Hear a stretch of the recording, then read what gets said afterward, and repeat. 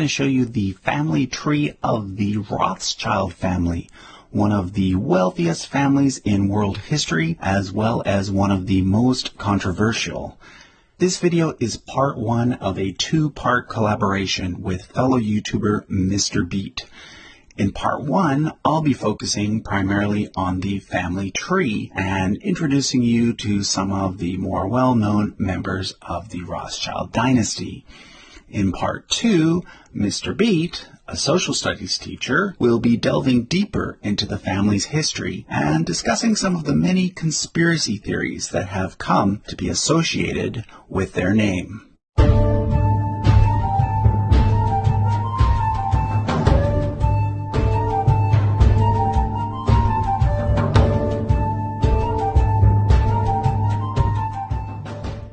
So, first of all, the name Rothschild comes from the German for red shield.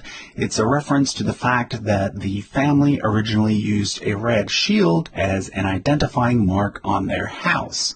Their story begins in Germany with this individual here, Meyer Amschel Rothschild, who was initially a dealer in rare coins and an apprentice banker. However, things really took off for him because of a special relationship he had with a German prince, William IX of Hesse-Kassel. That prince appointed Meyer to be his court Jew.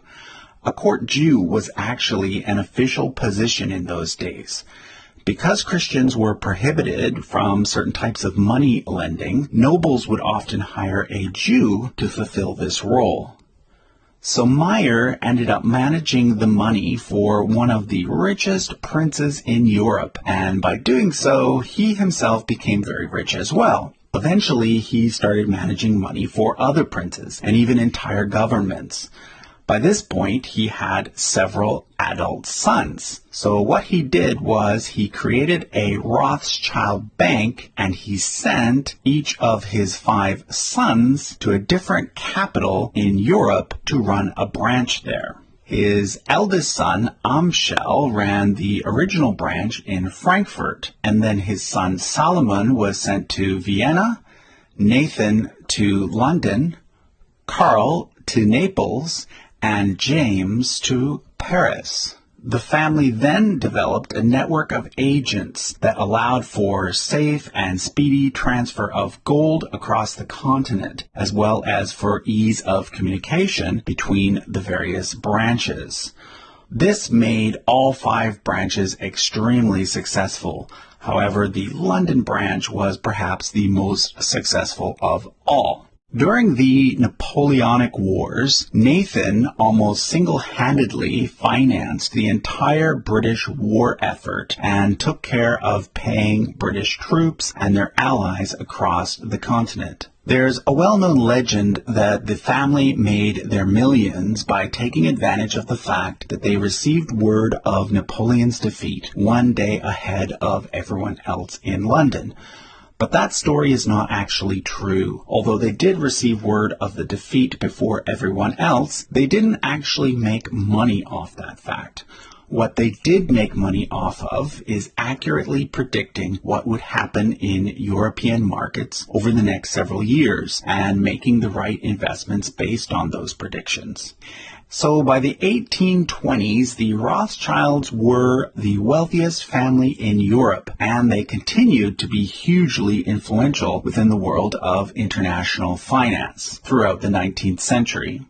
The 5 brothers were given the title of Baron by the Emperor of Austria, which is why you often see the German von or a French de before their last name. Nathan, being based outside of the continent, was one of the few that did not use the title. So let's look at the 3rd generation Rothschilds. Almost all of the males in the 3rd generation married one of their female first cousins. This ensured that the dynasty's wealth stayed within the family. So, for example, Anselm, the firstborn son of Solomon, married his cousin Charlotte, the daughter of Nathan. He's shown in yellow because he's from the Austrian branch, and she's shown in red because she's a member of the British branch. Likewise, Lionel, the firstborn son of Nathan, married his cousin, also named Charlotte, but she was a daughter of Carl from the Italian branch. So let's look at each one of these branches in turn. The eldest son never married, so when he died, the original Frankfurt branch was taken over by two of the sons of Carl from the Italian branch. These two individuals here. The middle son took over the Italian branch. But none of these individuals had heirs. So eventually, both the Frankfurt branch and the Naples branch closed. Let's look at the Austrian branch next. With the death of Amschel Rothschild, the Austrian branch became the senior branch, and the eldest son of Solomon became the most senior male in the family. By the time we get to the fourth generation, these people were born directly into extreme wealth. Therefore, some of them weren't necessarily interested in the hard work of running a major bank. They were more interested in collecting art, building mansions, and pursuing their hobbies. This was the case for the firstborn son, Nathaniel. The second son, Ferdinand, actually moved to Great Britain and eventually served as a member of Parliament there. So it was the third son, named Albert, who ended up taking over the Austrian branch. He married a cousin from the French branch. From there, Albert's sons took over the business in Vienna. On the chart, I've only shown one of these sons, but there were a few others as well. However, the fortunes of this entire branch of the family declined quickly in the 20th century due to three major events. First of all, Austria lost World War I, and therefore many of their debtors defaulted on their loans. Second, they were hit hard by the Great Depression, and in fact were one of the first banks to declare bankruptcy. Third, and most devastating of all, most of their assets were seized when the Nazis came to power. In fact, one of the brothers, Louis de Rothschild, who I've shown here, was captured by the Nazis and ransomed for $21 million. That's almost $350 million in today's dollars, perhaps the largest ransom ever paid. The last male member of the Austrian branch died in 1976, which is why the British branch is currently the most senior branch today. But we're going to skip the British branch for now and quickly look at the last two branches first. I've already mentioned that the Italian branch eventually fizzled out. They intermarried with the British branch, though, so their legacy lives on through that connection. That leaves the French branch. That branch is the only one other than the senior British branch that still exists today. It started with James, the youngest of the 5 original brothers. He married his niece, Betty, who was the daughter of his brother Anselm. They had 4 sons, 3 of whom have male line descendants still living today.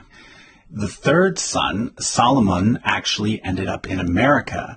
The idea was that he might eventually start a branch there, but Solomon died young and an American branch never did come to exist. The youngest son, Edmund, was a big supporter of the early Zionist movement. Long before the Holocaust and decades before the British occupation of Palestine, Edmund purchased land from the Ottomans and helped fund the first Jewish settlement in what is today the State of Israel. His son James would later bequeath the funds that went on to be used to build the Knesset building in Jerusalem, which today houses the Israeli parliament. However, the main branch of the French family is this one here. It is currently led by David de Rothschild. In 2003, the main Rothschild company in France merged with the main Rothschild company in Britain, with David being made chairman. So in terms of the actual business side of the Rothschild empire, David, this individual here, is kind of the head of the family. He also serves as the chairman of the World Jewish Congress, an international organization based in New York that represents Jewish diplomatic interests across the globe. Okay, I've left the British branch for last because it was the most successful. It is currently the senior branch, and it's the branch that people in the English-speaking world are most familiar with. It starts with Nathan Rothschild, third son of Meyer Amschel. As I mentioned earlier, he earned a lot of money for the family's firm in the years following Napoleon's defeat. What's less known, though, is he was also involved in ending slavery in the UK, using millions of dollars to help buy and free slaves. Nathan had 4 sons. 2 of them were engaged in politics as well as finance and served as members of parliament. Initially, Lionel was elected but unable to sit in parliament because he was a Jew. However, laws were changed, and in 1958, he became the first Jew to actually sit in parliament, his brother Meyer and his son Nathan joining him shortly thereafter. I'll also point out this brother here, Anthony. He was the first Rothschild to be granted a British hereditary title. He was made a baronet, which is slightly lower than a baron and meant that he was still a commoner, but it was an important title nonetheless. He did not have any sons, though, so his title passed to his nephew, Nathan. Nathan was later upgraded to the title of Baron, and thus became the first Rothschild to become a member of the British nobility, and also the first Jew to sit in the House of Lords. Nathan, as the senior-most heir of his grandfather Nathan, was also head of the British branch, like his father was before him. He was also involved in funding Cecil Rhodes, founder of Rhodesia and the De Beers Diamond Company. You'll notice here that Nathan married a cousin from the Italian branch of the family. He was followed by his son Walter, who was the second Baron Rothschild. Like his father and grandfather, he too served as a member of Parliament. He is mostly remembered for his association with the Balfour Declaration, which he helped to write and which was presented to him in 1917 by the British Foreign Secretary Arthur Balfour. It was the first official statement by the British government in support of the creation of a national homeland for the Jewish people in Palestine. However, not all of the Rothschilds were Zionists. This cousin here, who also served as an MP, was actually against the creation of a Jewish state, and he created the League of British Jews to oppose it. But back to Walter. Walter had no legitimate children, so the next Baron Rothschild was his nephew, Victor. Victor was a member of MI5 during World War II and was an advisor to many British prime ministers up to and including Margaret Thatcher, although at one point he was suspected to be a Soviet spy. He, however, was cleared of those charges. He was followed by his son Jacob, who is the 4th and current Baron Rothschild, currently also the most senior male member descendant of Meyer Amschel Rothschild. He has a son named Nathaniel, who will one day become the 5th Baron. It is Jacob's face that is often seen in the many conspiracy theory videos about the Rothschilds. Let me point out a few other interesting connections. Jacob has a half-sister who is a Harvard professor and married to Nobel Prize-winning economist Amartya Sen. He also has a half-brother who married into the Guinness family. Yes, the family of beer and Book of Records fame. They had 3 children. Their son married into the Hilton family of hotel fame and is the brother-in-law of Paris Hilton. Their daughters married the Goldsmith brothers, one of whom is currently a British MP. On the business side of things, the running of the actual company established by Nathan Rothschild eventually came to be run by this branch of the family here.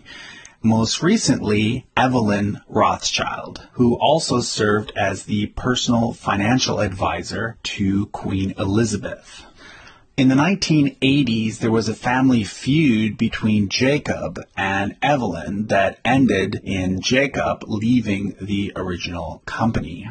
Later, after Evelyn retired, the British firm eventually merged with the French branch, as I mentioned earlier, and is currently being run by David de Rothschild.